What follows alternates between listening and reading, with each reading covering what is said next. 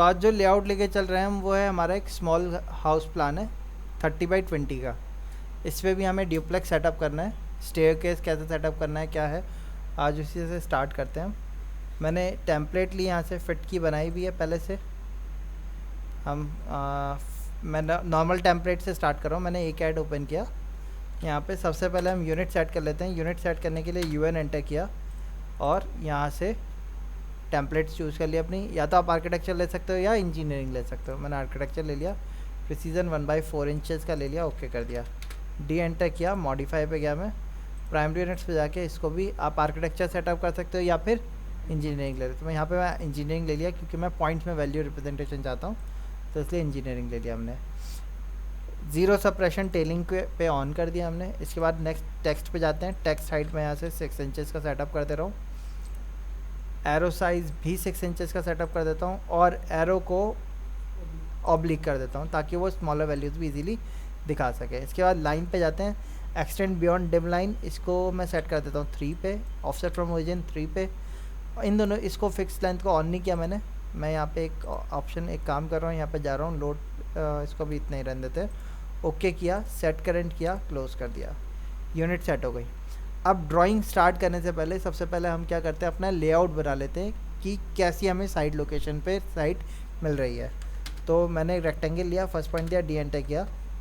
Size क्या दिया हमने, 30x20। ग्रिड्स को हटा देता हूँ मैं। ये हमारा साइड लेआउट हो गया।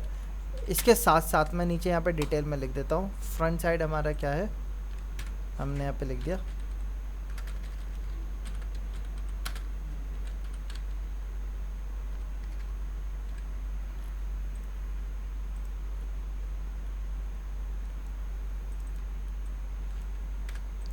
फ्रंट साइड हमारी मेन रोड हो गई। टैक्स वैल्यूज़ भी मैटर करती हैं, आप टैक्स वैल्यूज़ कैसी दे रहे हो। इस साइड हमने लिख दिया अदर्स, प्रॉपर्टी है इधर की तरफ।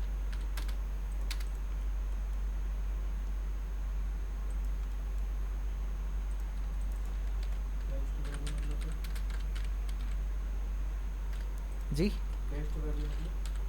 टेक्स्ट की हाइट हमारे टाइटल बॉक्स से बड़ी किसी चीज़ की टेक्स्ट हाइट नहीं होनी चाहिए। जो टाइटल बॉक्स में हेडिंग होती है ना, तो आप लोग कोशिश करिएगा कि एक ही हाइट वैल्यू लेके चलें। जैसे मैंने सबकी, इन सब की एक रख दी, 6 इंचेस। ठीक है, ये हमारा साइट लेआउट हो गया। तो अब नीचे मैं क्या करूँगा, TP एंटर किया मैंने।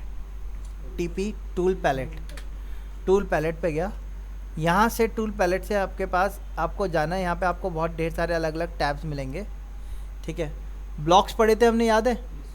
ब्लॉक को हमने कहाँ से लेके आए थे, डिज़ाइन सेंटर से लेके आए थे। ये स्पेशल ब्लॉक्स होते हैं, इनको हम डायनेमिक ब्लॉक्स कंसीडर करते हैं।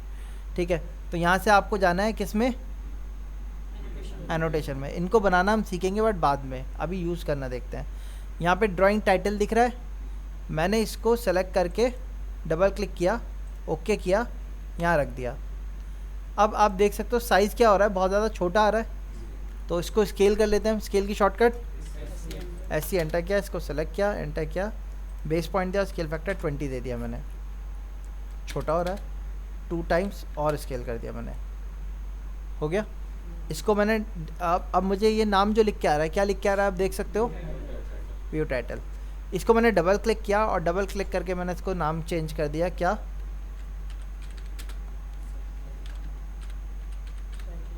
साइट लेआउट, हो गया। ठीक है, स्केल को मैंने यहाँ से चेंज कर दिया। मैंने अभी के लिए, जब प्रिंटिंग में जाएंगे तब देखेंगे स्केल फैक्टर का। अभी के लिए मैं इसको कर देता हूँ NTS। NTS का फुल फॉर्म क्या हुआ, नॉट टू स्केल। ठीक है, यानी कि जो साइज़ मेंशन है उसी साइज़ का कंस्ट्रक्शन होगा, तो वो कंस्ट्रक्शन के लिए ज़रूरत होती है हमें।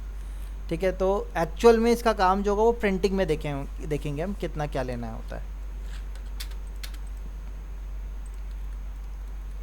ये हमारा साइट लेआउट हो गया। सबसे बड़ी हेडिंग इसमें क्या है, इससे बड़ा नहीं है, ये ड्राइंग का टाइटल हो जाएगा हमारा। ठीक है, इसको हम क्या करेंगे, H एंटर करते हैं, T एंटर किया और स्केल बढ़ा दिया मैंने यहाँ से 25 0.25 क्या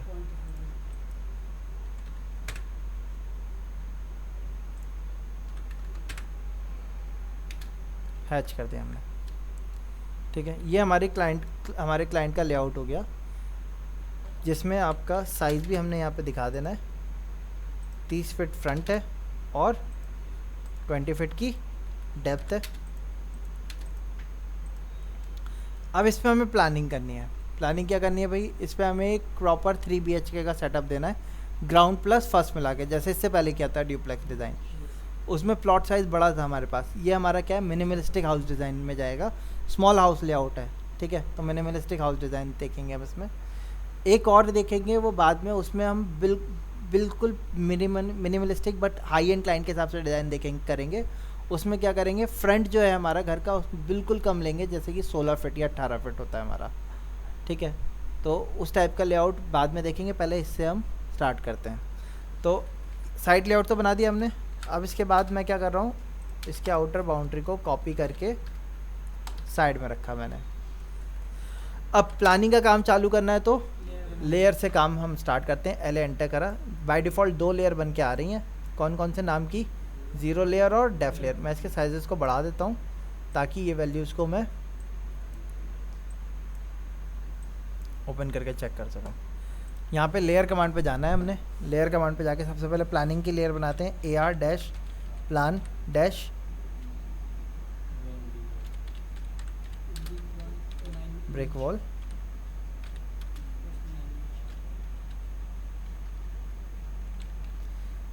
ठीक है, या आप इसको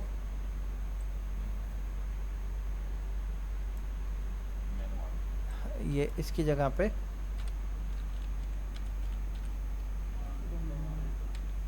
DARY ना, बाउंड्री वॉल। ठीक है, साइज़ को थोड़ा सा और बढ़ा दिया, कलर चेंज कर दिया मैंने। बाउंड्री वॉल का कलर हमने रेड कलर से ले लिया, डबल क्लिक करके एक्टिव कर दिया, इस लेयर को क्लोज कर दिया। 9 इंचेस की लेयर होगी, 9 इंचेस पे कन्वर्ट, 9 इंचेस ऑफसेट कर दिया। अब इसकी लेयर क्या आ रही होगी, अगर मैं इसको सेलेक्ट करता हूँ, देखो आप होम पे जाता हूँ, मैं इसको सेलेक्ट करता हूँ, क्या लेयर दिखा रहा है इसकी, देखो आप 0 लेयर, नाम पढ़िए 0 लेयर, ब्लैक तो कलर है उसका। आप यहाँ से जाके इस पर क्लिक करोगे तो इस लेयर में कन्वर्ट हो जाएगा, पहला ऑप्शन है। दूसरा ऑप्शन है, आपने ऑब्जेक्ट को सेलेक्ट करना है, सेलेक्ट करके PR एंटर करना है, प्रॉपर्टी कमांड पे जाना है। प्रॉपर्टी कमांड पे जाके यहाँ पे लेयर का पूरा टैब खुल के आ जाएगा, किसी किसी में हो सकता है ये इधर खुल के आए। ठीक है, तो लेयर क्या लिख के आ रही है, आप देख सकते हो 0। आपने इसको चेंज कर देना है प्लान। तो दोनों मेथड है, आप जिस पे कंफर्टेबल हो उसको यूज़ कर सकते हो। ऊपर वाला मेथड भी शॉर्ट पड़ता है। ठीक है, लेकिन वो सारी ये भी आप, ये क्या है आपका एक्चुअल में प्रॉपर्टी मैनेजर इधर आता है, ये लेयर मैनेजर है। ठीक है, वो शॉर्ट फॉर्म में दिखा रहा है, वहाँ पे पूरा एक्सपेंड होके आ जाता है। तो लेयर प्रॉपर्टी मैनेजर के अंदर सारी प्रॉपर्टीज आ जाएंगी, उसके अंदर आप कोई भी प्रॉपर्टी चेंज कर सकते हो। इससे क्या होगा, आपको इंडिविजुअली अलग अलग करना पड़ेगा। अब मैं इसको भी वही प्रॉपर्टी चाहता हूँ, तो मैंने क्या किया, MA एंटर किया, मैच, इसको पिक किया, इस पर असाइन कर दिया। आउटर तो मेन वॉल हो गई हमारी। अच्छा, प्लानिंग की अगर हम बात करें तो घर में प्लान कैसे करना है, हमें ग्राउंड फ्लोर भी देना है और फर्स्ट फ्लोर भी बनाना है। कुछ चीज़ें ग्राउंड पे रखनी होंगी। इसमें आप लोग चाहो तो नोट कर लेना, इसको हम बनाने वाले हैं 3 BHK प्लस शॉप के प्रोविज़न पे। मतलब हमें शॉप भी देनी है और उसके साथ साथ 3 BHK सेटअप देना है। ड्यूप्लेक्स डिज़ाइन रहेगा, सिंगल फैमिली पर्पस है, यानी कि स्टेयरकेस कॉमन एरिया में जाएगा हमारा। हाँ, शॉप जो है वो आपका सेपरेट रहेगी। ठीक है, अब हमारे पास फ्रंट रोड किधर की तरफ है, अगर हम देखेंगे तो मेन रोड इधर ही की तरफ है। शॉप का प्रोविज़न हम मेन रोड से ही रख सकते हैं, है ना, साइड से तो नहीं रख सकते। तो मेन रोड से हमें शॉप पे कहीं ना कहीं एलोकेट करना होगा, या तो मैं लेफ़्ट रख सकता हूँ, या राइट रख सकता हूँ, या फिर सेंटर। ये 3 पोजीशन हो सकती हैं। मेरी टोटल विड्थ कितनी है, 30 फीट। अगर मैं सेंटर पे रखता हूँ, शॉप कम से कम 10 फीट वाइड तो मुझे लेनी पड़ेगी, तो 30 में से 10 जाएगा, 20 बचेगा। अब 20 में से 9 इंची की वॉल चली गई साइड वाली, 1.5 फीट कम हो गया। अब बीच में जब शॉप आएगी तो उसकी भी 4.5 9 इंची की वॉल उसकी भी चली गई, तो कितना कम हो गया, लगभग 2 से 2.5 फीट स्पेस किसने ले लिया, वॉल ने। तो अगर 30 फीट में से 10 फीट तो शॉप का गया और 2.5 फीट वॉल ने ले लिया, तो रिमेनिंग कितना बचेगा, 17.5। 18 कैसे बचेगा, 17.5 फीट। 17.5 फीट को अगर मैं 2 इक्वल पार्ट में तोड़ता हूँ तो कितना टूटेगा, 17 फीट मान लो, चलो 17 फीट को होगा, 2 पार्ट में तोड़ते हैं। 8.5, 8.5 में रूम तो नहीं आ सकता, आएगा? वॉशरूम आ सकता है, किचन आ सकता है। अब अगर मान लो सपोज मैं अगर एक तरफ बाथरूम दे दूं, बीच में सॉरी शॉप दे दूं, एक तरफ मैंने किचन दे दिया, एक तरफ बाथरूम दे दिया, अब आने जाने का रास्ता कहाँ से दूं? नहीं बचेगा, है ना? वॉशरूम को हम वर्टिकल भी रख सकते हैं, तो फिर 3 फीट का पैसेज बच जाएगा हमारा, ये किया जा सकता है, ठीक है। लेकिन अब मान लो सपोज यहाँ पे बीच में शॉप आ गई, मैं आपको करके दिखा देता हूँ।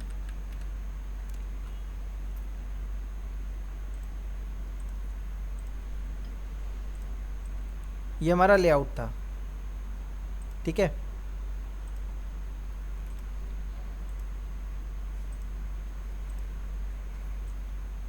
बीच में हमने क्या दे दी थी? यहाँ पे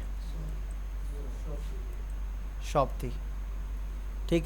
दोनों तरफ 8.5 फीट का बचा था स्पेस, यहाँ पे हमने किचन दे दिया। अब ऐसे में वॉशरूम तो दे नहीं सकता, क्यों? रास्ता नहीं होगा। अगर मैं सोचूंगी बीच में से रास्ता छोड़ देता हूँ, वॉशरूम इधर डाल देता हूँ, वॉशरूम इधर आ गया मेरा। अब यहाँ से रास्ते अंदर आए हम, हमें क्या बनाना है? 3 BHK, तो 2 बेडरूम का सेटअप हम ऊपर डालेंगे, 1 बेडरूम नीचे देंगे। अब खुलते ही यहाँ पे क्या हम बेडरूम दे सकते हैं? स्पेस ही नहीं बचेगा, तो बेडरूम की पोजीशन इधर आएगी। अब अगर बेडरूम इधर देता हूँ तो किचन जो होगा वो क्या होगा? उसका आने जाने का रास्ता बेडरूम से, क्या सही रहेगा वो? किचन तो कॉमन स्पेस है और बेडरूम प्राइवेट स्पेस है। तो ये अप्रोच क्या लगा सकते हैं हम? नहीं लगा सकते। तो यानी कि शॉप बीच में तो किसी भी केस में पॉसिबल नहीं है। अच्छा, अब शॉप किधर पॉसिबल है भाई? या तो राइट साइड या लेफ्ट साइड, दोनों में से किसी भी एक तरफ ले सकते हो आप। शॉप को मैंने लेफ्ट साइड रखा, ठीक है। अब ये क्या है? ओपन स्पेस है, इधर मेन रोड है। हमें वेंटिलेशन के लिए कि कौन कौन सी ऐसी चीज़ होती है जिनको प्रॉपर वेंटिलेशन चाहिए होता है कंपलसरी? किचन और बाथरूम, है ना? इन दोनों को प्रॉपर चाहिए ही चाहिए, ठीक है। अगर आप किचन और बाथरूम इन ओपनिंग की साइड नहीं रखते हो, अंदर रखते हो, तो प्रॉब्लम क्या आएगी? आपको शाफ्ट देनी पड़ेगी एडिशनल। पहले से ही स्पेस कम है, आप शाफ्ट का स्पेस और छोड़ दोगे तो स्पेस कम हो जाएगा, वेस्ट होगा ना। इसलिए हम लोग कोशिश करेंगे कि एक तरफ किचन आए तो दूसरी तरफ वॉशरूम दे, ओपनिंग की तरफ ही, ठीक है।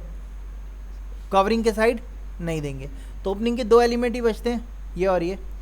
अब शॉप तो इधर आ गई मेरी, आगे की तरफ हम क्या रख सकते हैं?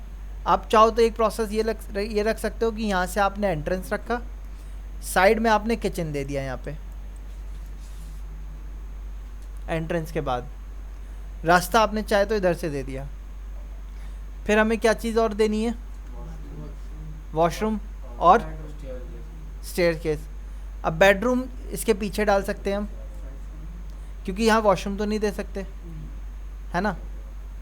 क्लोज्ड एरिया है, कवर्ड एरिया है, डेड एरिया है, इसमें रूम जो होगा वो बिल्कुल परफेक्ट बैठेगा। तो रूम तो इधर आ सकता है, यानी कि हमारा, है ना? जब यहाँ से आप घुसोगे, घुसने के बाद अगर मैंने किचन दिया तो बाथरूम मेरा कहाँ जाएगा? जाहिर सी बात है पीछे जाएगा। अब किचन इस तरीके से होगा, वॉशरूम यहाँ पे आ सकता है हमारा, वॉशरूम का रास्ता इधर से रहेगा, किचन का रास्ता आप यहाँ से भी रख सकते हो और ऐसे भी रख सकते हो। क्या बच गया अभी भी? जीना, स्टेयरकेस। अब स्टेयरकेस कहाँ से दूंगा? यहाँ से ऐसे चढ़ाना पड़ेगा मुझे, ऐसे तो चढ़ाना पड़ेगा। ऐसे में क्या होगा कि ये जो स्पेस है आपका, ये इतना कम बचेगा कि डाइनिंग नहीं आ पाएगी, आने जाने में आपका स्पेस खराब होगा। क्या यहाँ ऐसे चढ़ेंगे ना, यहाँ पे लैंडिंग देंगे फिर चढ़ाएंगे। भाई ये तो 10 फीट है, 20 फीट बचेगा। इसके बाद बेडरूम की डोर तो यहाँ देंगे ना। हाँ, ये आप रखोगे 9 फीट का, शॉप तो छोटी भी चल जाएगी। ये 9 फीट का, ये आपका 10 फीट का, ठीक है। ये आप 10 से 11 फीट ले लो, ठीक। बचेगा कितना? 10 फीट लेंगे तो 20 फीट बचेगा। 20 फीट एग्जैक्ट नहीं बचेगा, अभी हमने डिस्कस किया था कि 18 फीट बचेगा। 18 फीट में अगर 5 फीट का वॉशरूम चला जाएगा तो कितना बचेगा? 13 फीट। 13 फीट में हम स्टेप्स ऐसे चढ़ा देंगे लैंडिंग आपकी टॉयलेट के ऊपर आ जाएगी, है ना, वहाँ से फिर वापस घूम जाएंगे। इस तरीके से प्रोविज़न चल सकता है हमारा। लेकिन प्रॉब्लम क्या होगी इस डिज़ाइन में कि आप जब एंटर करोगे तो एंटर करने के बाद डाइनिंग स्पेस हमें नहीं मिलेगा। बस ये तो रास्ता रहेगा आने जाने के लिए, इधर आपका वॉशरूम आ गया, इसके नीचे डाइनिंग हो नहीं पाएगी, हाइट कम मिलेगी। यहाँ पे रखेंगे तो बिल्कुल क्या होगा, बीच में अड़ेगा। बीच में अड़ेगा तो किचन का रास्ता हमें इधर करना पड़ेगा। फिर अगर किचन इधर करूँगा तो वॉशरूम के लिए फिर जाना तो इधर घूम के ही पड़ेगा, फिर आने जाने में वो आपका डाइनिंग हाँ डिस्टर्ब होगा। इसीलिए एक तीसरी अप्रोच लेके चलता हूँ मैं। हाँ हम यहाँ ले लेते हैं। अच्छा हाँ, ये कर सकते हैं कि एंट्रेंस पे वॉशरूम दे दें। करेक्ट, जब वॉशरूम दे दिया तो वॉशरूम तो छोटा स्पेस भी चल जाएगा भाई। ज़रूरी थोड़ी कि 8 फीट या 10 फीट का रखेंगे, वॉशरूम आप 5 फीट का रख लो। 10 फीट की शॉप चली गई, 5 फीट का वॉशरूम हो गया। टोटल कितने हो गए, 15। कितना बचा है, टोटल तो 30 फीट था ना। 15 में से 1.5-2 फीट चला जाएगा, ठीक है, 13 फीट बचेगा। तो 13 फीट में 3.5 फीट का तो रास्ता चला गया, है ना। बाकी का 10 फीट बचेगा, उसमें क्या कर सकते हैं हम, स्टेयर्स चढ़ा सकते हैं घुमा के, सी टाइप या एल टाइप। फिर आगे वॉशरूम आ जाएगा, पीछे क्या आ जाएगा, किचन आ जाएगा, ठीक है ना। और किचन के सामने डाइनिंग आ जाएगा, ठीक। चलिए तो इसी अप्रोच से स्टार्ट करते हैं हम। चारों तरफ से वॉल कर दी हमने ऑफसेट। आगे तो मेन वॉल रहेगी भाई हमारी। अब इनर बाकी की जो वॉल आएंगी, पार्टीशन वॉल रहेगी, AR डैश प्लान डैश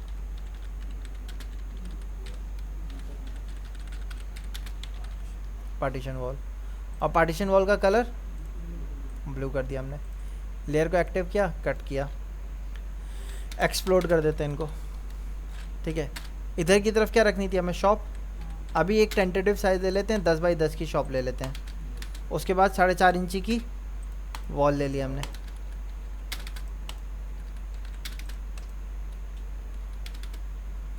इसको भी नहीं कट करते हैं। 5 फीट का यहाँ से बाथ वॉशरूम ले लिया। फिर 4.5 इंची की वॉल आ गई।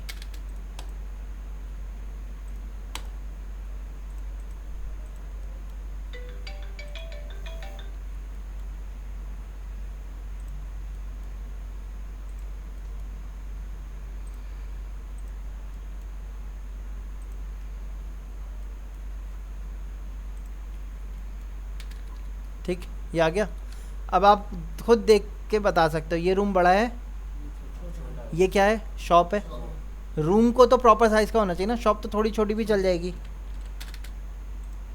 कितना आ रहा है, 8 फीट 1.5 इंच। रूम कम से कम कितना होना चाहिए,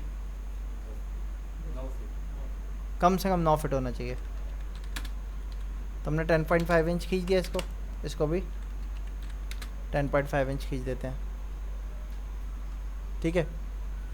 हो गया 9 फीट, ये हो गया। शॉप थोड़ी छोटी होगी, कोई से फ़र्क पड़ नहीं रहा।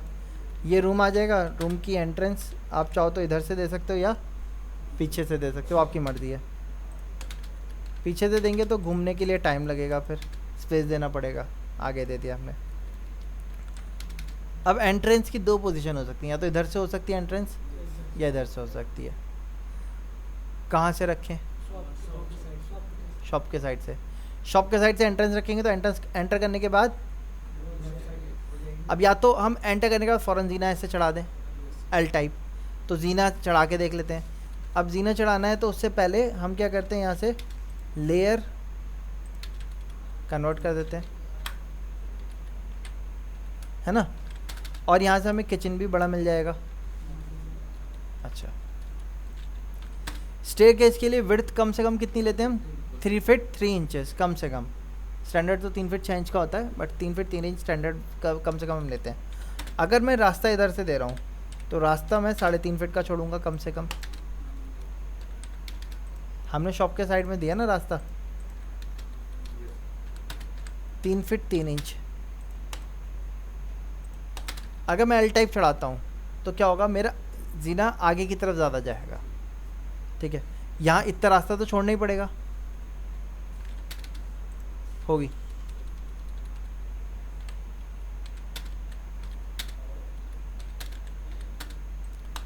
स्टेप काउंट करते हैं कितने आ रहे हैं, उसके हिसाब से देखेंगे कि बैठेगा या नहीं बैठेगा।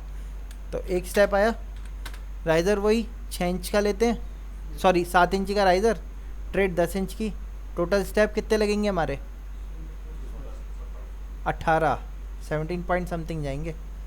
चेक कर लेते हैं,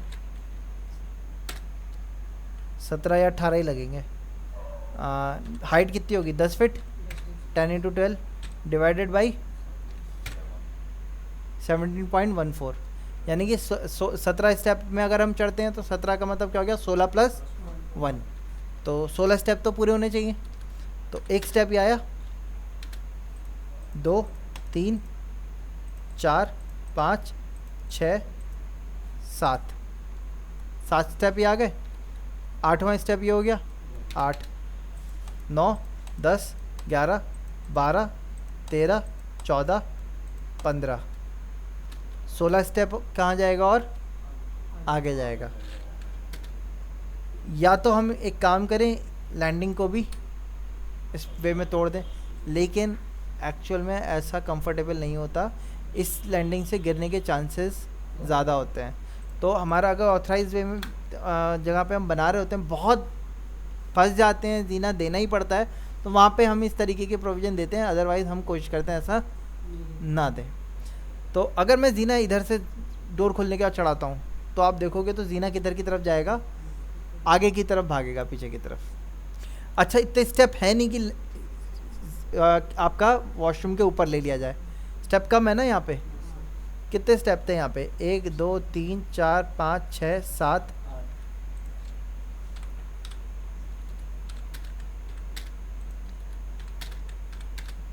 8 9 10 11 स्टेप आ गए। 12 स्टेप यहाँ पे आ गया हमारा। उसके बाद कितना स्पेस मिलेगा यहाँ पे? एक स्टेप और लिया जा सकता है, यानी कि लैंडिंग कितनी होती है हमारी? 3.5 फीट की, 4 फीट मिल रहा है। स्टेप काउंट करो कितने हो गए? 1 2 3 4 5 6 7 8 9 10 11 12 13 और 14th लैंडिंग हो गई हमारी। तो लैंडिंग के नीचे तो हमें मिल जाएगा क्लियरेंस, है ना? कितना मिलेगा? स्टेप कितना है यहाँ पे? यहाँ तक कितने स्टेप चढ़े हमारे? 14 पे, तो 13 क्लियरेंस, तो 6 इंची का वो एक वो भी चला जाएगा, तो 14 को तो छोड़ देते हैं हम। 13 स्टेप पे देखते हैं कितनी मिल जाएगी। तो हम कैलकुलेटर पे जाते हैं, 13 × 7 डिवाइडेड बाई 12, 7.5 फीट। ठीक है, बस फॉल सीलिंग नहीं आ पाएगी। जब 7.5 पे सीलिंग ही आ गई तो फॉल सीलिंग क्या आएगी? हाँ, डायरेक्ट प्लास्टर होगा, उस पर पेंट हो जाएगा, पुट्टी होके पेंट हो जाएगा। ठीक है। अच्छा, शावर जो लगाना होगा वो वॉल वाला लगेगा, सीलिंग वाला नहीं लग सकता। 2 टाइप के शावर आते हैं, एक सीलिंग से आते हैं, एक वॉल से आते हैं। तो वॉल वाला तो लग जाएगा, सीलिंग वाला नहीं लग पाएगा। जैसे क्यूबिकल जो होते हैं ना, क्यूबिकल में जनरली वो सीलिंग से लगते हैं। ठीक है, तो क्यूबिकल यानी कि लगने में दिक्कत है, उसमें 8 फीट चाहिए होती है हमें। तो आप इस तरीके से भी लगा सकते हो, मतलब। हाँ, तो अब देखो, आपका ये जो एरिया है, शावर तो एकदम एंड पे ही रखते हैं हम। वेट एरिया वॉशरूम में हमेशा एंड पे रखा जाता है। अब वॉशरूम में एंटर कहाँ से करोगे? यहीं से करोगे, है ना? तो जब एंटर करोगे आप यहाँ से, क्योंकि ये तो स्टेप्स आ गए, यहाँ से तो एंटर कर नहीं सकते हम, यहीं से एंटर करेंगे हम। यहाँ से एंटर करोगे तो एंटर करने के बाद वैनिटी मिलेगी, फिर WC होगा, और सबसे लास्ट में आपका शावर एरिया होगा। शावर में हाइट आपको कम मिलेगी, आप इसके साथ भी गो थ्रू कर सकते हो। ठीक है, 14 स्टेप तो यहाँ आ गए, 3 स्टेप और आगे चले गए, आपको क्या मिल गया? फर्स्ट फ्लोर का लेआउट मिल गया। यहाँ पे आप अपना किचन सेटअप कर सकते हो। ये वाली वॉल पे किचन आ जाएगा आपका, L टाइप का किचन ले लो आप यहाँ पे। ठीक है, ये चाहो तो इसको थोड़ी सी वॉल को और आगे खींच लो, यहाँ से L टाइप का किचन आपका बन जाएगा। यहाँ पे आपकी डाइनिंग आ जाएगी। एक प्रोविज़न ये ले सकते हो आप। दूसरा प्रोविज़न क्या ले सकते हो आप, जो मैं ले रहा हूँ,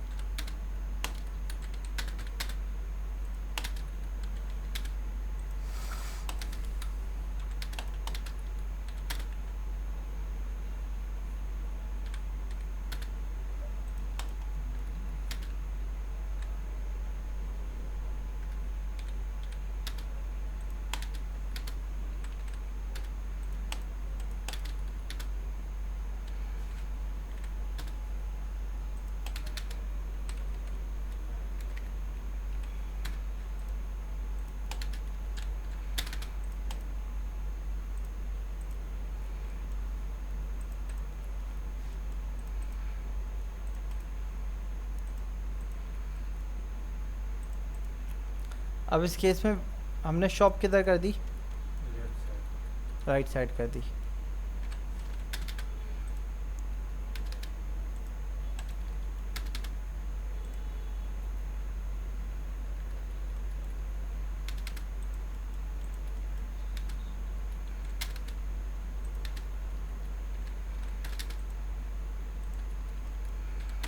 फिर से 3.5 फीट इसका स्पेस छोड़ा हमने,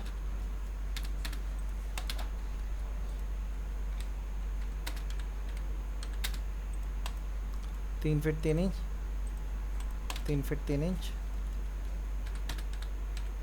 ये वॉशरूम है, वॉशरूम में जाने का रास्ता इधर से ही रहेगा, 2.5 फीट का रास्ता छोड़ दिया हमने।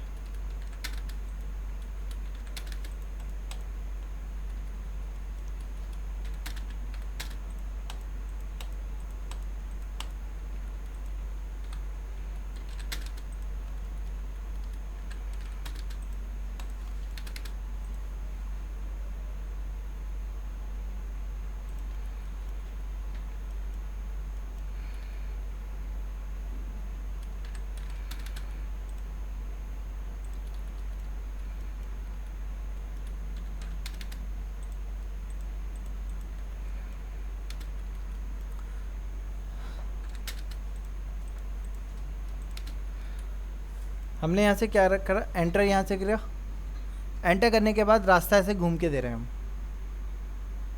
ठीक है। स्टेप्स चढ़ने के लिए ऐसे घूम के दे रहे हैं। कितने स्टेप्स आ गए काउंट करिए, 1 2 3 4 ही आ गया, 5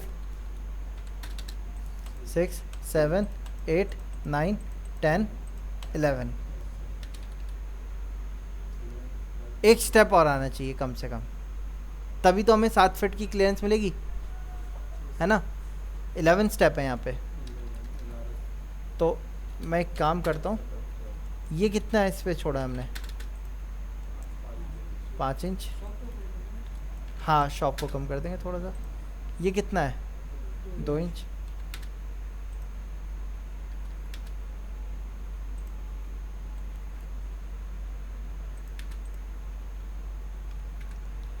आठ इंच कम कर दिया इसको, है ना, 8 इंच कम कर दिया इसको। एक स्टेप और बढ़ गया, काउंट करिए कितने हो गए, 1 2 3 4 5 6 7 8 9 10 11 12 13 14 15 16 17 फ्लोर, ठीक है यानी कि नहीं। तो 17 स्टेप इस तरीके से हमारे आ गए। फिर भी अगर आपको मान लो कि अभी 10 फीट हाइट थी फ्लोर टू फ्लोर, तो यानी कि फ्लोर से सीलिंग के बीच में 9 फीट 6 इंच बचेगा। अगर क्लाइंट कह रहा है कि हाइट हमारी 10 फीट 6 इंच है, बढ़ा दी उसने, तो उसमें एक स्टेप और बढ़ेगा हमारा। अब वो स्टेप कहाँ कैसे एडजस्ट करेंगे, उसके लिए आप एक काम कर सकते हो, या तो आप उसको इस स्टेप में डालो, यहाँ पे डाल रहे हैं तो ये वाला स्टेप किधर आ रहा है हमारा, बाहर आ रहा है। तो या तो मैं इसको बढ़ाऊँ, इसको अब इसको आगे बढ़ाएंगे तो यानी कि रूम हमारा कम हो जाएगा, लेकिन इधर की तरफ हमारा रूम नहीं दे सकते। इधर की तरफ right hand side left hand side पे हमें किचन ही देना होगा, क्योंकि किचन को विंडो की ज़रूरत है और यहाँ ओपनिंग मिल रही है। अगर मैं यहाँ पे किचन देता हूँ तो मुझे इन दोनों के बीच में क्या देना पड़ेगा, एक शाफ्ट देनी पड़ेगी, फिर से प्रॉब्लम आएगी। तो किचन को मैं किधर ही की तरफ रखूँ, लेफ़्ट की तरफ रखूँ तो ज़्यादा बेटर रहेगा। अब ऐसे में जब फंस गए तो या तो फिर प्रोसेस यही है कि एक स्टेप आप इधर आगे बढ़ा दो, या इधर तो बढ़ा नहीं सकते हम, वॉशरूम को 4.5 फीट कर लो, 5 फीट की जगह 4.5 फीट कर लो आप, ठीक है। थोड़ा सा थिन हो जाएगा, आपको 6 इंचेस यहाँ पे ऐड ऑन हो जाएगा। किधर? नहीं, राइज़र 7 इंची का ही है पहले से, और 8 इंची का थोड़ी रखेंगे राइज़र।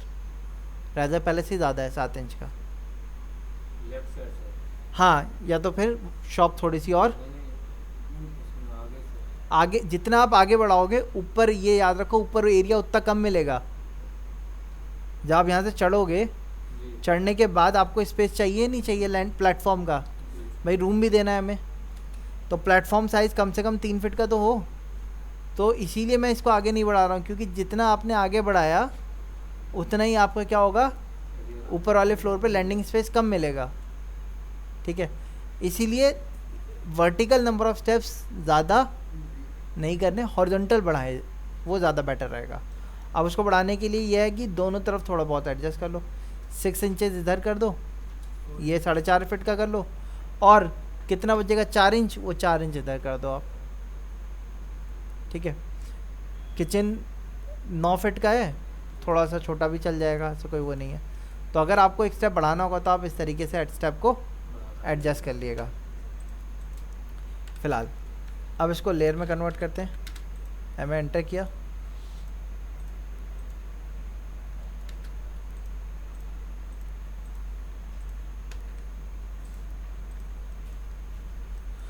हाँ जी। अब जैसे कि आप देख सकते हो ये तो मेन वॉल में जाना चाहिए था हमारा, तो मैंने क्या किया, ब्रेक कमांड लिया, BR एंटर किया, इसको सेलेक्ट किया, F एंटर करके फर्स्ट पॉइंट यहाँ दिया, सेकंड पॉइंट भी यहाँ दे दिया,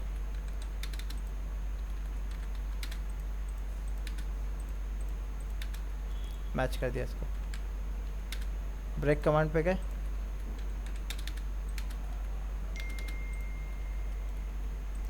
ये वाली लाइन अलग कर दी हमने, ठीक है। सिमिलर मैंने में ब्रेक कमांड पे गया,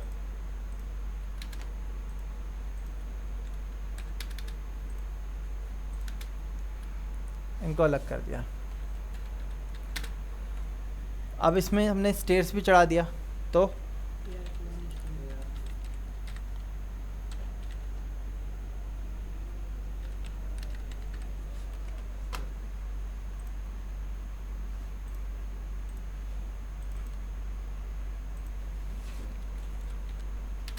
और अलग से एक लाइन बनाई, इससे क्या कर दिया हमने, इस पर मैच कर दिया।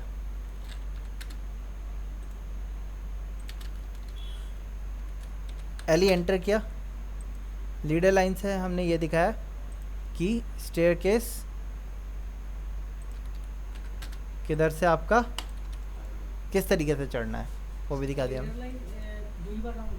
हाँ, 2 ही लाइन आती, तीसरी लाइन अलग से लाइन कमांड से देनी पड़ती है। अच्छा, ये भी आ गया हमारा।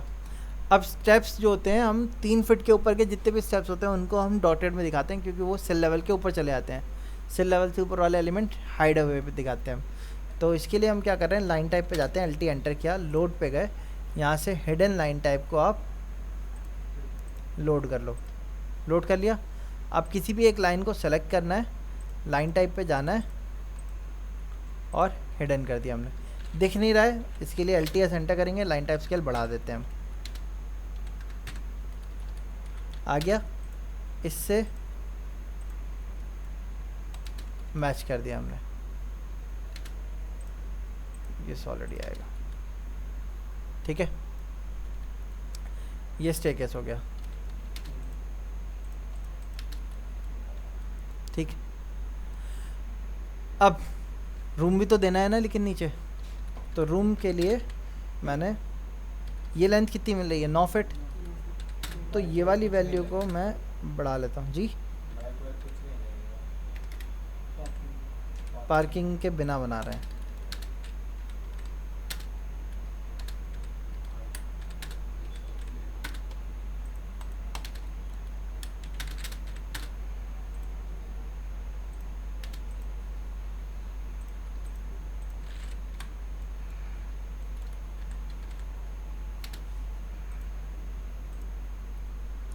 तीन फीट 3 इंच। लैंडिंग के लिए स्पेस सफिशिएंट है हमारा या नहीं?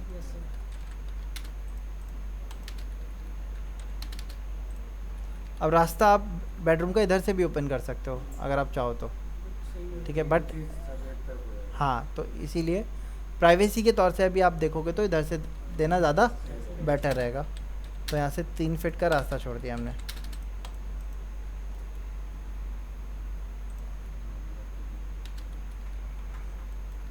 ये सेट हो गया हमारा। अच्छा, अब लेयर कमांड पे गए,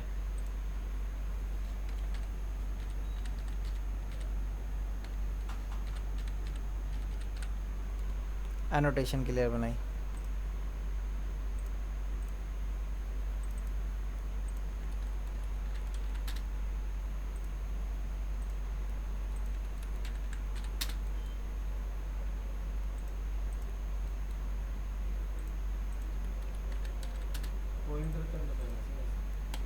DCO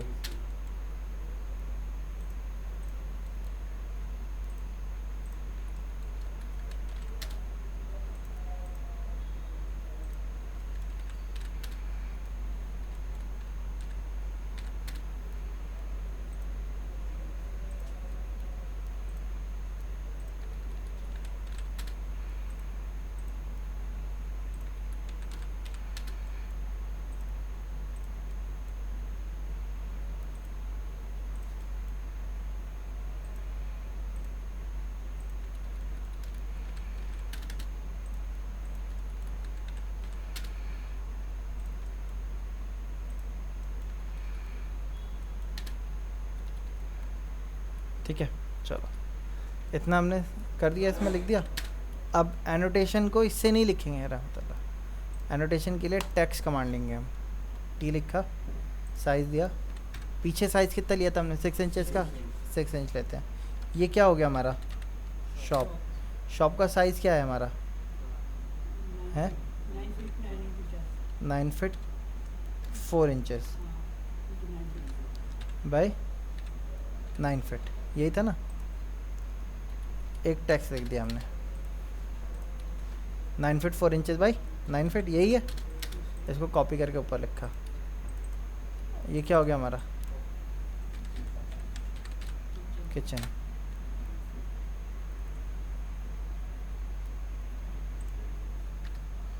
eight 8.5 inches by 9 feet 1.5 inch.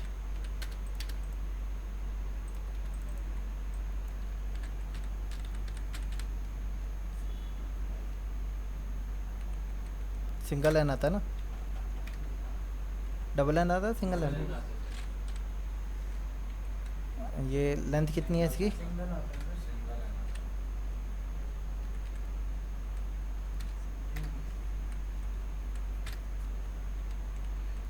Height तो वही रहेगी।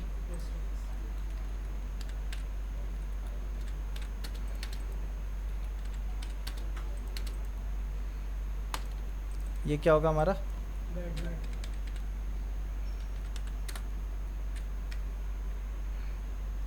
ये कितना है?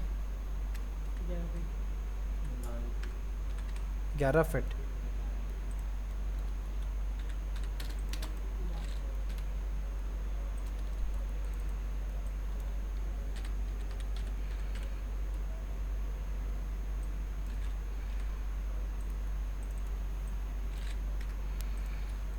ठीक है। आप इसमें एक काम ये भी कर सकते हो कि सिंक को बाहर रख दो, यहाँ वॉल आ जाएगी। वॉल खोल के आपका WC और शावर एरिया दे सकते हो।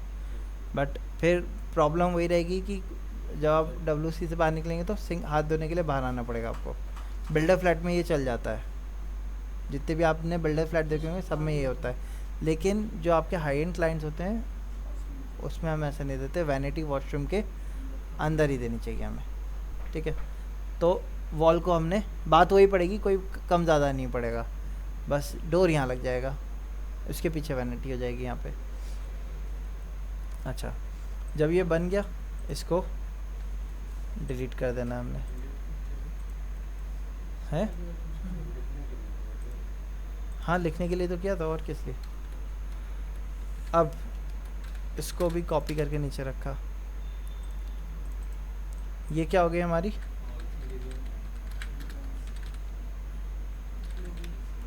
एंट्रेंस लॉबी कितनी लेंथ हो गई?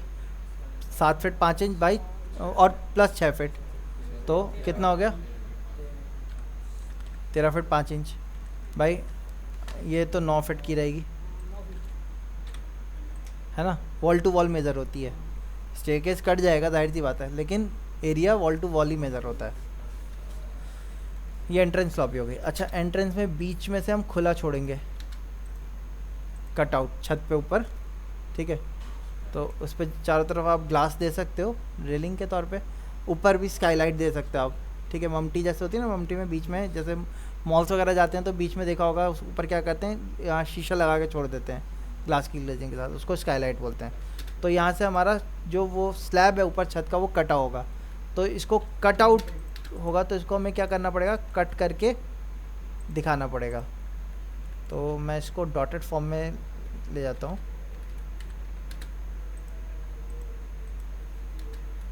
इस टाइप से रखेंगे हम, ठीक है। इस पर आप लिख देंगे अलग से कट आउट।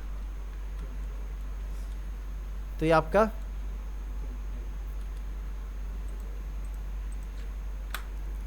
ग्राउंड फ्लोर का फ्लोर प्लान हो गया।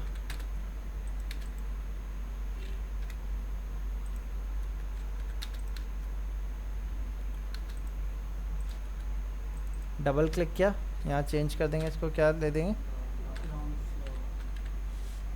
ग्राउंड फ्लोर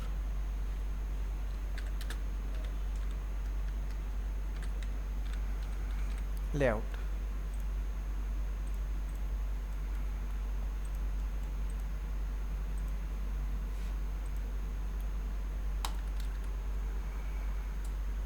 ठीक है। अच्छा, अब इसमें सेटअप क्या करना है भाई, बेड में फर्नीचर सेटअप करना स्टार्ट करते हैं। तो एल एंटर किया, AR dash interior dash bedroom dash furniture. हाँ, फर्नीचर वगैरह सब करेंगे, पहले फर्नीचर डालेंगे तभी तो सीलिंग बनेगी।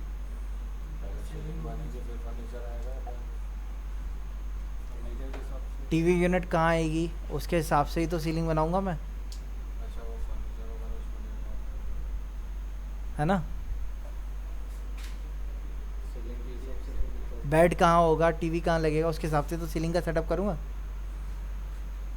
एक्चुअल में पहले सीलिंग बनेगी, बाद में फर्नीचर बनेगा।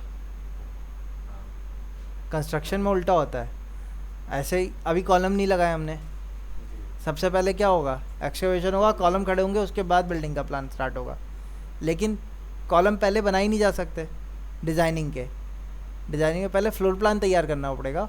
जब फ्लोर प्लान लॉक हो जाएगा उसके बाद मैं स्ट्रक्चर का काम उस पर लॉक करूँगा। पहले फर्नीचर इसलिए रखेंगे ना कि इलेक्ट्रिकल पॉइंट वगैरह सारे हमें हाँ, मिल जाएंगे, कितने पॉइंट कहाँ चाहिए, साइड में कितने और चाहिए। सीलिंग का लेआउट तो रूम के डिज़ाइन पे ही सेटअप होगा ना।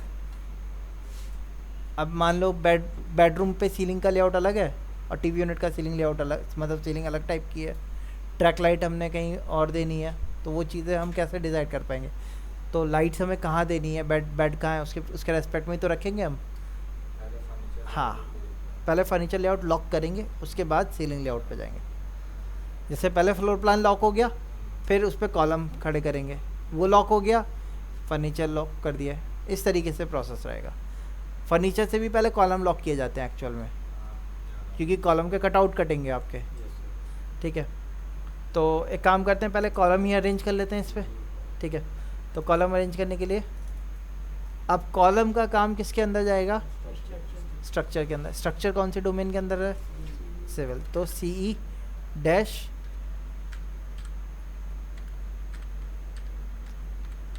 Structure dash column. अब कॉलम भी हमारे अलग अलग साइज़ के होते हैं, जैसे वॉल अलग अलग साइज़ की थी, कॉलम को अलग अलग साइज़ के लिए टैगिंग नहीं देंगे। जैसे वॉल को हमने यहाँ दिया था, पार्टीशन वॉल अलग दिया, बाउंड्री वॉल अलग दिया। ऐसा हमें इसलिए करना पड़ा क्योंकि वॉल की लेंथ तो वेरी होती है, कहीं 4 फीट है, कहीं 6 फीट है, कहीं 3 फीट है, लेकिन कॉलम तो स्टैंडर्ड साइज़ का ही आएगा या नहीं आएगा। सिर्फ शेयर वॉल ऐसी होती है जो वेरी होती है आपकी, यानी कि जो आपकी लिफ्ट के तीनों तरफ की वॉल देखी है, RCC वॉल होती है हमारी, वो लेंथ वेरी होती है, तो उसको हम वॉल के अंदर ही एक अलग सेगमेंट डाल देते हैं शेयर वॉल का या आरसीसी वॉल। जो आजकल 20 स्टोरी की बिल्डिंग बन रही है वो सब में आपने देखा होगा शेयर वॉल का कंसेप्ट चल रहा है। हाँ, आरसीसी वॉल 20 स्टोरी जो बिल्डिंग, हाई राइज बिल्डिंग जो बन रही हैं 20 स्टोरी 30 स्टोरी की, उन सब में अब आरसीसी स्ट्रक्चर देने लगे हैं। जैसे आप, हाँ नहीं, लिफ्ट में तो होती ही है, बिल्डिंग में भी वॉल की जगह हटा के आरसीसी वॉल, गिटो सब ज़्यादातर 20 स्टोरी की बिल्डिंग जो बन रही है ना, सब आपकी आप आरसीसी वॉल बन रही है। ठीक है, पहली चीज़ तो ब्रिक वॉल देंगे, तो ब्रिक वॉल का जैसे जैसे स्टोरीज आप हाइट बढ़ते जाएंगे ना, एयर प्रेशर बढ़ता जाएगा। अब एयर प्रेशर की वजह से क्या होगा, हमें 4.5 इंची की जो सराउंडिंग वॉल है वो भी नहीं दे पाऊँगा, स्ट्रेंथ कम हो जाएगी, तो इसलिए आरसीसी वॉल देते हैं पूरी। हाँ, उसमें बहुत कम बीच बीच में कहीं जैसे रूम के बीच में वॉशरूम डाल रहे हैं या हॉल और रूम को पार्ट कर रहे हैं, तो वहाँ पे आपकी हो सकता है ब्रिक वॉल यूज़ की हुई हो, ज़्यादातर पर आपको वहाँ पे शेयर वॉल दिखेंगी। न्यू कंस्ट्रक्शन जैसे कि अब क्योंकि जितना भी कंस्ट्रक्शन हो रहा है वो वर्टिकल या प्राइस पे ही हो रहा है। ठीक है, जैसे पहले क्या होता था, ग्राउंड फ्लोर बनते थे खाली, फिर ग्राउंड और फर्स्ट बनने लगे, अब ग्राउंड के साथ 4 फ्लोर बनने लगे, है ना। इसी तरीके से कॉलोनीज और सोसाइटीज़ में आपने देखा होगा 20 स्टोरी की बिल्डिंग बना रहे हैं, पहले खाली 10 स्टोरी की बिल्डिंग बनती थी, अप्रूव थी 10 खाली, अब 20 तक हो गई। लेकिन 20 के लिए लिमिटेशन ये डाल दी है कि आपको शेयर वॉल कंस्ट्रक्शन यानी कि आरसीसी वॉल कंस्ट्रक्शन करना पड़ेगा, ब्रिक वॉल का नहीं करेंगे आप। ब्रिक वॉल बीच में पार्टीशनिंग के लिए यूज़ कर सकते हो आप, हाँ ऑब्वियसली। ठीक है, सो कॉलम को हम अलग से सेग्रीगेशन नहीं देंगे। कॉलम का कलर मैं ऐश कलर ले लेता हूँ, एक्टिव कर दिया हमने, इसको कट कर दिया। अब कॉलम हमारे स्टैंडर्ड साइज़ के रेजिडेंशियल में जो देखने को मिलते हैं वो 2 टाइप के ज़्यादातर आपको देखने को मिलेंगे। एक कॉलम होता है 9 बाई 9 इंच का। ठीक है, ये जो कॉलम होता है इसका स्टैंडर्ड थंब रूल के हिसाब से हमारी जो लेंथ होती है एक कॉलम से दूसरे कॉलम की, वो 10 से 12 फीट के बीच में रखते हैं हम। ठीक है, इसके अलावा जो दूसरा कॉलम देखने को मिलता है, 3 कॉलम देखने को मिलते हैं। दूसरा कॉलम होता है 9 बाई 18 का। 9 बाई 18 की जो स्टैंडर्ड लेंथ होती है आपकी, वो 15 से 18 फीट के बीच में आप रख सकते हो। एक तीसरा और होता है 12 बाई 15 या 12 बाई 18 भी होता है, 12 बाई 12 भी होता है, 12 बाई 15 भी होता है। इंटरमीडिएट में काफ़ी ढेर सारे कॉलम्स आ जाते हैं। एक्चुअल में इनका सिलेक्शन का काम स्टैट प्रो या ईटैब जो स्ट्रक्चर इंजीनियर होगा वो करके देगा।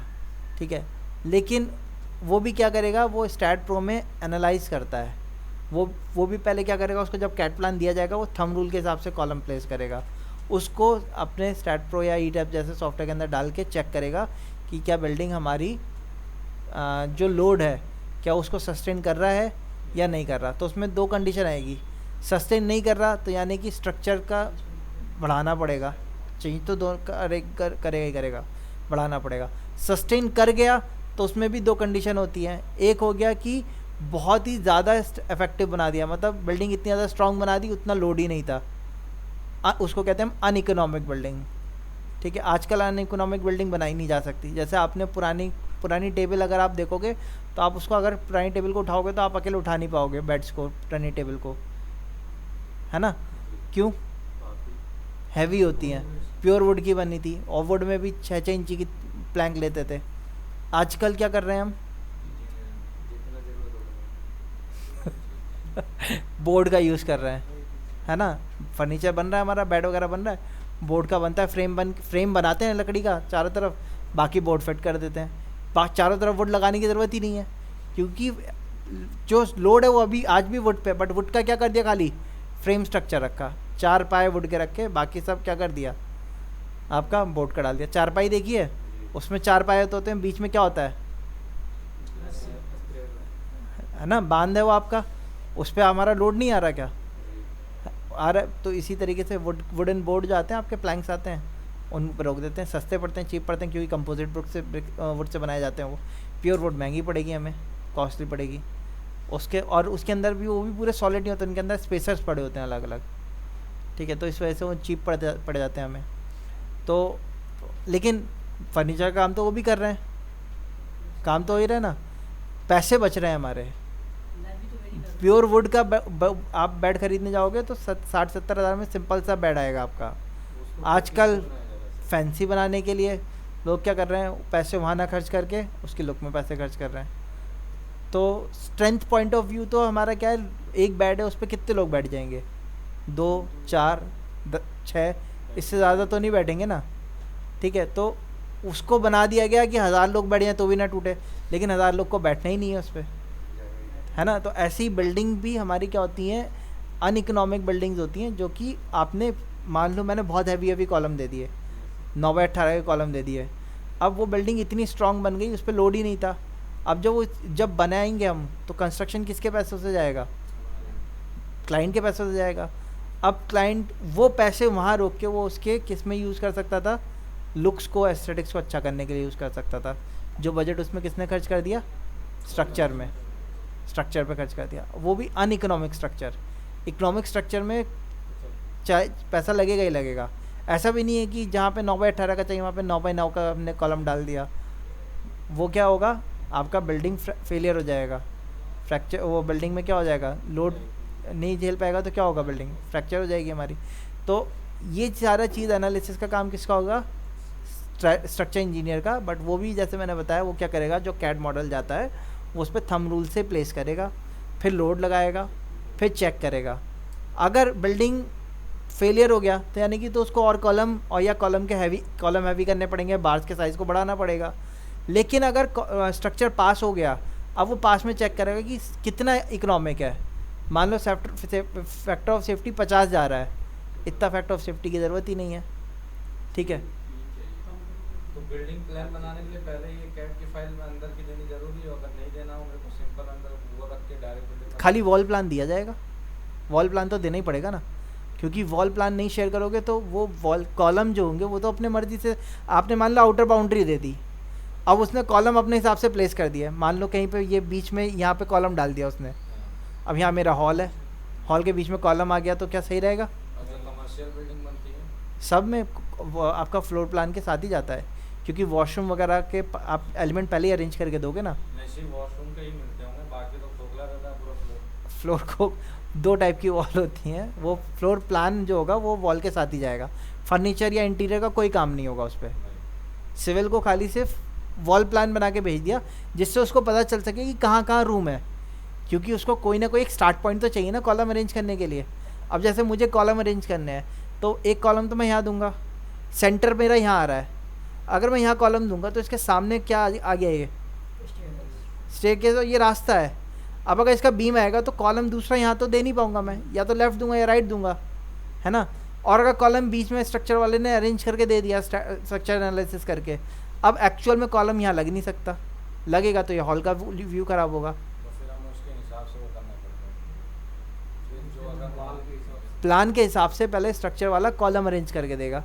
कहीं कहीं हो सकता है कि जैसे मान लो आर्किटेक्ट ने बहुत बड़ा हॉल दे दिया, वहाँ पे कॉलम बीच में देना ही पड़ रहा है, लोड ज़्यादा है, तो वो मजबूरी है, फिर वो स्ट्रक्चर वाला स्पेशल नोट लेके देगा कि आपकी जो बिल्डिंग है उसका एयर प्रेशर या इसका डेड लोड इतना ज़्यादा हो रहा है कि आपको बीच में एक कॉलम देना पड़ेगा। तो फिर आर्किटेक्ट क्या करेगा, उसको इंटीरियर पॉइंट ऑफ व्यू से डेकोरेट करेगा। हाँ, मस्जिद में जैसे रहते हैं बीच के कॉलम रहते हैं ना, तो वो उस टाइप से रहेगा। फिर आर्किटेक्ट उसको डेकोरेशन पॉइंट ऑफ व्यू मिलेगा, इंटीरियर वाला जो होगा, भाई वो अब बीच में एक कमी आ गई ना, हॉल के बीच में कॉलम आ गया, अब वो कॉलम खड़ा हुआ तो अच्छा नहीं लगेगा, तो उस पर क्या करेंगे, या तो लाइटिंग से या मटेरियल ऐसा लगा दिया, मिरर लगा दिया, उससे उसको डेकोरेट कर दिया, वो उसमें कन्वर्ट करेगा। तो यहाँ पे हम 2 कॉलम लेके चलेंगे अभी, 9x9 या 9x18। 9x18 की जो स्टैंडर्ड लेंथ एक कॉलम से दूसरे कॉलम की होती है वो आपकी 16 से 18 फीट के बीच में होती है। तो मैं कॉलम बना लेता हूँ, मैंने REC एंटर किया, फर्स्ट पॉइंट दिया, डी एंटर किया, 18x9 का एक कॉलम बना दिया और दूसरा बना दिया 9x9 का। दोनों के अंदर H एंटर किया, T एंटर किया, यहाँ से जी सेंटर टू सेंटर डिस्टेंस 15 से 18। 9x18 का, हाँ, कितना, 15 से 18 फीट। मैं कॉलम की अलग से लिखवा दूंगा, आप उसकी टेंशन मत लो, ठीक है। स्टैंडर्ड कॉलम कहाँ कौन सा कॉलम यूज़ होता है, सेंटर टू सेंटर कितना गैप होता है, थंब रूल के हिसाब से, ठीक है। उसके बाद भी उसके अंदर के मटेरियल से वेरी करता है। जैसे 9x18 का कॉलम लिया हमने, ठीक है, अब मैं उसके अंदर 20 mm का बार डाल रहा हूँ, दूसरा उसके अंदर 16 mm का बार डाल रहा है, तीसरा उसके अंदर 12 mm का बार डाल रहा है। स्ट्रक्चर वाला देगा हाँ देगा स्ट्रक्चर वाला, लेकिन हम अरेंज करना देखेंगे, ताकि जैसे मान लो आप किसी कंपनी में जाते हो, वहाँ पे स्ट्रक्चर के अंदर ड्राफ्टमैन लगोगे आप, तो स्ट्रक्चर वाला स्टैट प्रो या ई टाइप की रिपोर्ट देता है, आपको इस रिपोर्ट को पढ़ के कैड की ड्राइंग बनानी होती है, क्योंकि स्टैट प्रो या ई टैब्स आपकी ड्राइंग बना के नहीं देते। इंटीरियर वालों को तो नहीं देना। नहीं इंटीरियर वालों को नहीं करना है। मैं बना के नहीं देता सर, वो लीक कर देगा। क्या चीज़? वो लीक कर देता है ना सर, उसको फिर हमको बनाने पड़ेगा। हाँ वो स्टैट जो होती है रिपोर्ट के तौर पे आती है ना, रिपोर्ट पढ़ के आपको ऑटोकैड पे ड्राइंग बनानी पड़ेगी उसकी।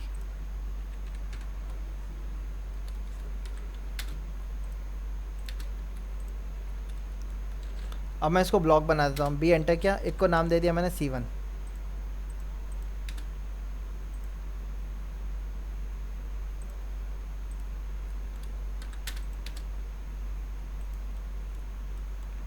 अब पहला कॉलम तो मैं यहाँ डाल देता हूँ। अच्छा एक कॉलम दूसरा इधर होगा, इसके अपोजिट में होगा ही होगा यहाँ। ये लेंथ कितनी है? 20 फीट है। तो अगर मैं चाहता हूँ कि बीच में मैं कोई कॉलम नहीं दूँ, तो ये जो दोनों कॉलम है ये हैवी करने पड़ेंगे हमें, ठीक है। अच्छा स्पैन इधर की तरफ ज़्यादा है, तो इनका रोटेशन भी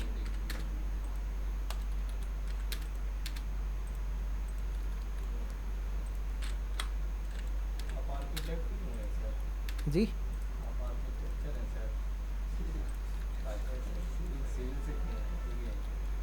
नहीं सिविल से नहीं किया मैंने, मैकेनिकल से हूँ मैं।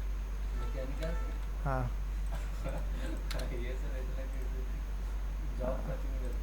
हाँ आर्किटेक्ट के अंडर काम कर चुका हूँ 5 इयर्स में। जी 5 साल से सर। जी। अब यहाँ हमारा क्या है, स्टेयर्स है। स्टेयर्स के लिए हमें इंडिविजुअल कॉलम देने पड़ते हैं। स्टेयर्स के लिए आप ये नहीं कर सकते कि दूसरे कॉलम से मर्ज अप होकर उसका लोड चल जाएगा, ऐसा नहीं कर सकते हम। स्टेयर्स के लिए अलग से इंडिविजुअल कॉलम दिए जाते हैं। कॉलम कहाँ दिए जाएंगे, इसका आपको ये सोचना होगा, फ्रेम जैसे फ्रेम होता है, फ्रेम देखा आपने, उस फ्रेम में क्या होता है, 4 पाए, जैसे इसका फ्रेम देखोगे तो ऊपर के 4 रिंग होंगे, ठीक है। तो हमारे एक्चुअल में बीम जो होंगे वो 4 रिंग से स्ट्रक्चर से बनेंगे।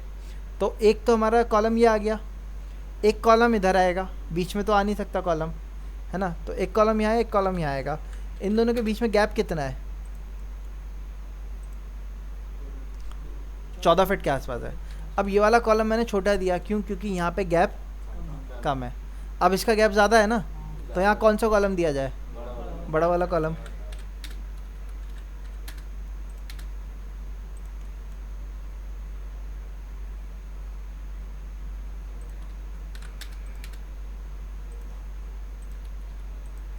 अब अगर कॉलम में ऐसे देता हूँ, सॉरी ऐसे तो देंगे नहीं, ऐसे देंगे, इसमें क्या होगा, कॉर्नर बाहर निकल रहा है, तो ज़्यादा बेटर क्या रहेगा,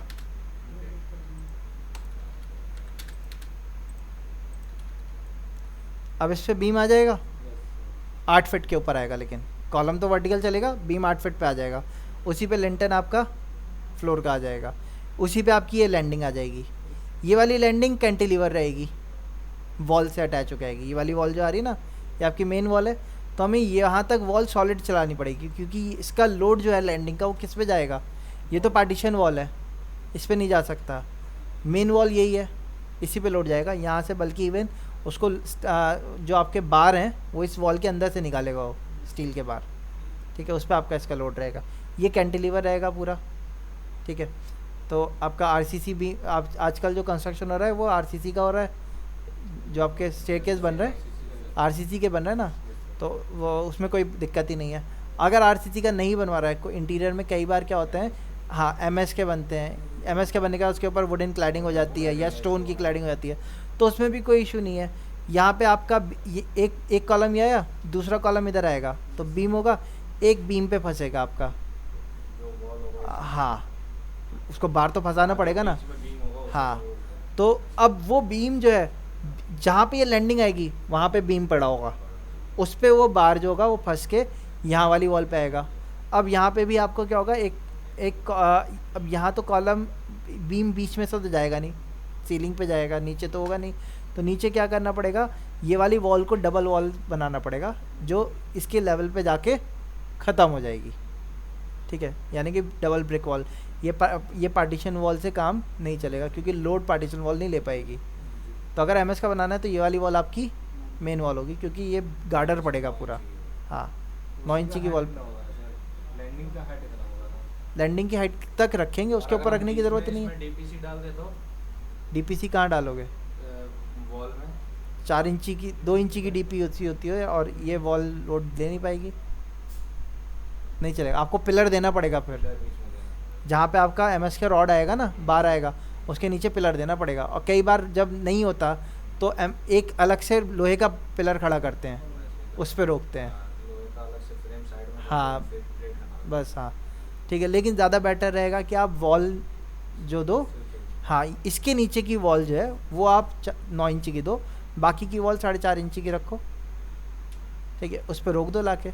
और आपका आरसीसी है तो कोई दिक्कत ही नहीं है। तो ये तो पूरी ऊपर तक जाएगी ना, हमारे जिस फ्लोर तक ले जाएगी, फर्स्ट फ्लोर तक तो जाएगी ना। नहीं, वॉल तो यहीं पे रोक देंगे ना, नीचे इसके बेस पे रोक दिया बस। और फर्स्ट फ्लोर की स्टेप ऊपर तो बीम आएगा ना, स्लैब पड़ा होगा, बीम आएगा, बीम भी तो 9 इंची का चलेगा ना ऊपर, ये वाला बीम भी तो चल रहा होगा ना, उस पर रुकेगी वो। भाई 9 इंची का यहाँ बीम भी तो होगा ना, तो ऊपर वाली वॉल भी 9 इंची की चलाएंगे हम। अच्छा, अब ये गैप क्या है हमारा, कम है, कितना गैप है ये? अगर हम ग्राउंड फर्स्ट सेकंड खाली इतना बना रहे हैं तो यहाँ पे कॉलम देने की ज़रूरत ही नहीं है, ये कैंटिलीवर पे कनेक्शन पे चल जाएगा हमारा काम। लेकिन मान लो अगर मैं 20 स्टोरी बिल्डिंग बना रहा हूँ या 10 स्टोरी बिल्डिंग बना रहा हूँ, तो हर वॉल के जॉइंट पे आपको कॉलम देना होगा, जहाँ मेन वॉल जुड़ेंगी वहाँ पे कॉलम देना पड़ेगा, डेड लोड बढ़ता जाएगा क्योंकि, ठीक है। लेकिन अगर ग्राउंड और फर्स्ट है खाली,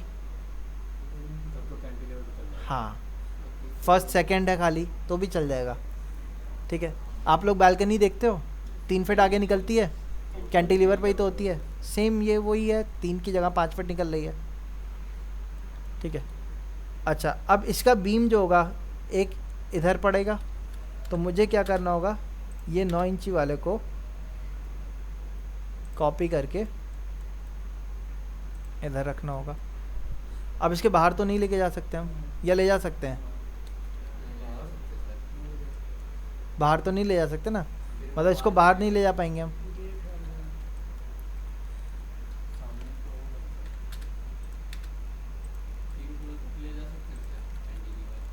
हैं 5 में डालना पड़ेगा,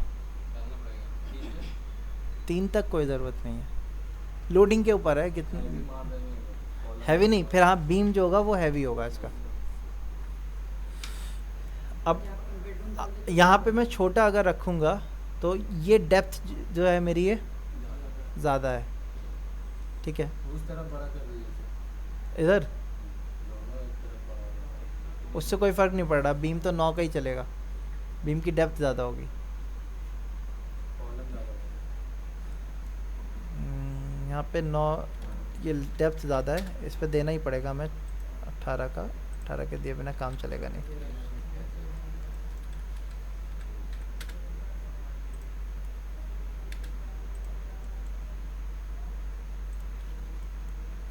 एक क्या आ गया हमारा, अब इसके सेंटर टू सेंटर कितनी डेप्थ है, 29 फीट है। अगर मैं 9 बाई 9 का डालता हूँ तो मुझे बीच में 2 डालने पड़ेंगे, एक इधर एक इधर, ठीक है।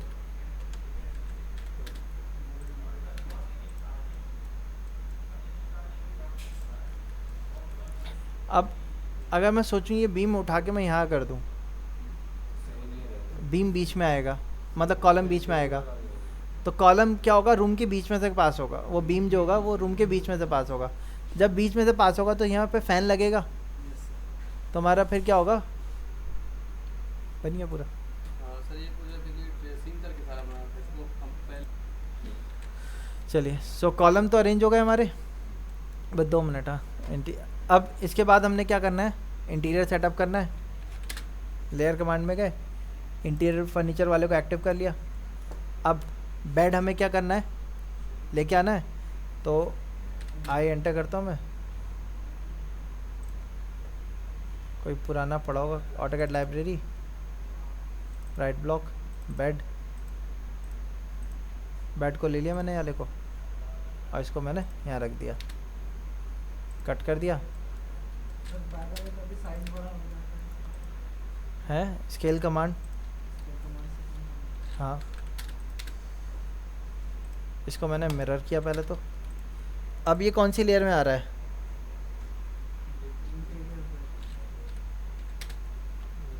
बेडरूम वाली लेयर में। बेडरूम वाली लेयर का कलर क्या है, ब्लैक ही है, मैं कलर चेंज कर देता हूँ।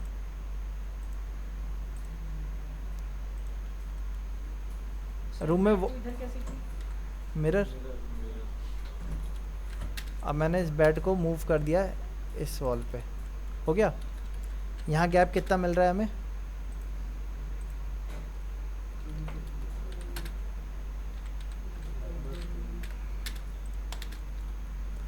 दो फीट वार्डरोब आ गई हमारी, क्या हुआ,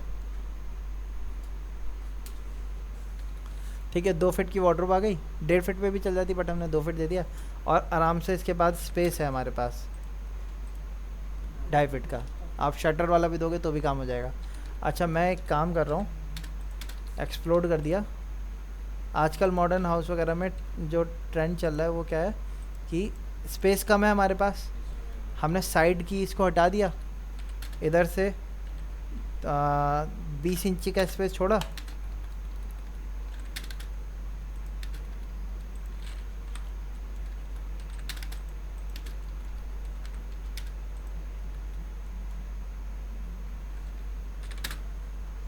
मैं लेयर कमांड में गया, मैंने एक काम किया, बाउंड्री लेयर को ऑफ, पार्टीशन लेयर को ऑफ, कॉलम में काम किया था, कॉलम लेयर को भी ऑफ, एनोटेशन में काम किया, एनोटेशन को भी ऑफ कर दिया, स्टेयरकेस को भी ऑफ कर दिया। कौन सी लेयर में आई है, मैंने एक्सप्लोड कर दिया था ना, तो ये कौन सी लेयर में चला गया, 0 लेयर में। इसको उठा के मैंने फर्नीचर में डाल दिया। अब क्योंकि मैंने इसको एक्सप्लोड कर दिया था तो ब्लॉक से टूट गया ये, अब मैं इसको सेलेक्ट करके वापस से ब्लॉक कर सकता हूँ, या मैं क्या कर रहा हूँ इसको ग्रुप कर दिया, और ग्रुप को अलग से ऑन करना पड़ता है, शॉर्टकट की होती है कंट्रोल शिफ्ट ए, कंट्रोल शिफ्ट ए दबाया, ग्रुप ऑन हो गया। अब क्या होगा, एक जगह रहेगा। मैंने वापस से LA एंटर किया और जो ऑफ लेयर थी उनको वापस से ऑन कर दिया।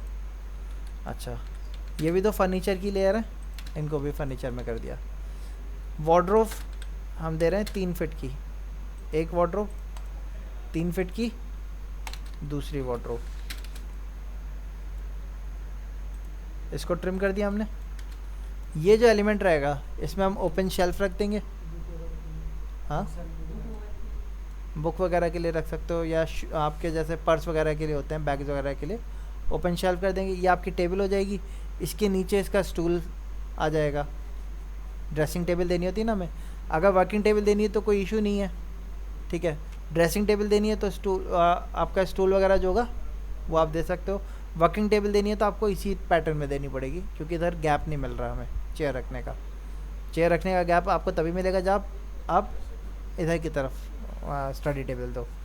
तो ड्रेसिंग टेबल के लिए स्पेस कम चाहिए, स्टडी टेबल के लिए या ऑफिस टेबल के लिए स्पेस ज़्यादा चाहिए चेयर का, कंफर्टेबल चेयर रखी जाएगी, बड़ी ज़्यादा स्पेस लेगी वो। तो ड्रेसिंग के लिए आपको यहाँ पे कितना स्पेस मिल रहा है, 2.5 फीट है। स्टूल अंदर स्लाइड हो जाएगा जो आप, तो इसी पे आपका एक साइड का हमने साइड टेबल ख़त्म करके सिंगल ड्रेसिंग टेबल डाल दी यहाँ पे। इसी पे यहाँ पे पीछे मिरर आ जाएगा, तो मिरर के लिए 1.5 इंचेस मैं इसको ऑफसेट कर देता हूँ।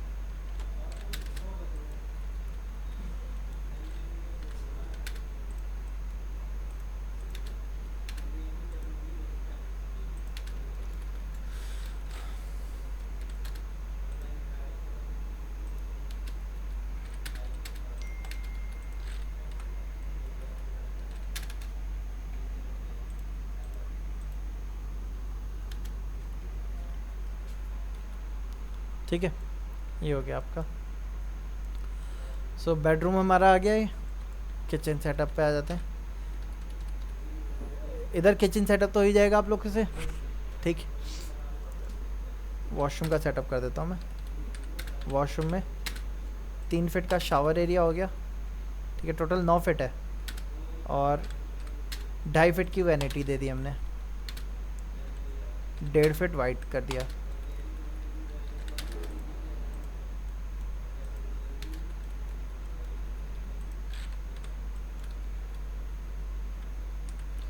वॉशरूम के लिए लेयर बना लेते हैं, new layer, AR dash interior dash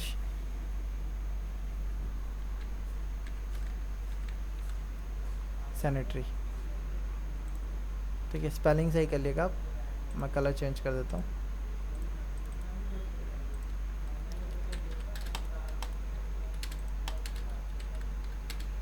और इससे हमने क्या कर दिया, मैच कर दिया।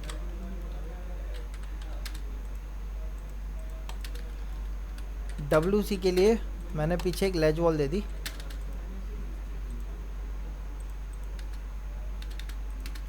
6 इंचेस की, 9 इंच के वॉल में आ तो जाएगा। आ जाएगा, बट कवर्ड भी दूंगा ना मैं। और अगर रिकंस्ट्रक्शन करेंगे तो हमेशा वॉल अलग बनानी पड़ेगी हमें। जैसे पुराना कहीं लगा हुआ है, फ्लश बार लगा हुआ था, 9 इंच की वाला, उसको काट के नहीं लगाऊंगा, आगे से लगा के कवर कर दूंगा।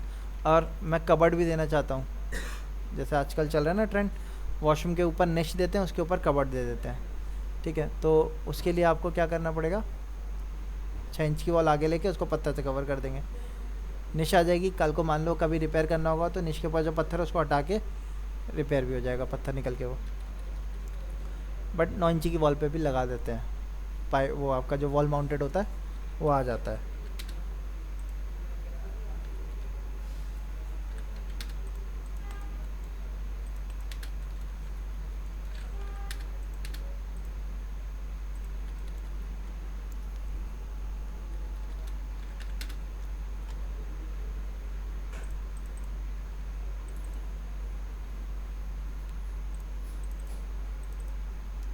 सिंक रख लिया हमने, टॉयलेट रख लिया, शावर में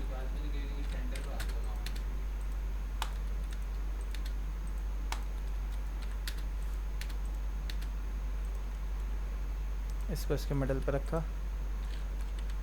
अब फ्लश तो पीछे वाली लेज वॉल से छुप जाएगा ना, तो इसके फ्लश को हम ख़त्म कर देते हैं।